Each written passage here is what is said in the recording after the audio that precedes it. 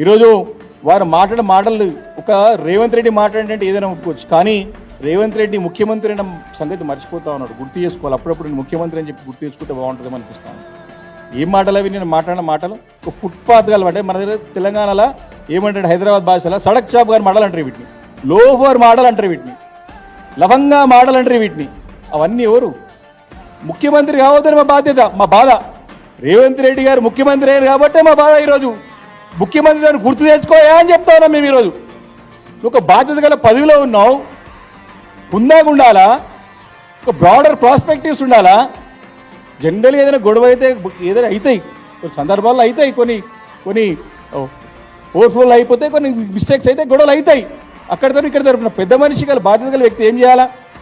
అరే అయ్యింది అయిపోయింది, మన హైదరాబాద్ నగరం బాగుండాలా, బాధ్యత గల పదవులున్నప్పుడు మనం కలిసి ఉండాలా, ఏమంటే చూసుకొని మాడుకోవాలి, చర్చించుకోవాలి, పద్ధతి ప్రకారం పోవాలనాలి. కానీ ఇంత దిగజారుడా అసలు పొంతన లేదు.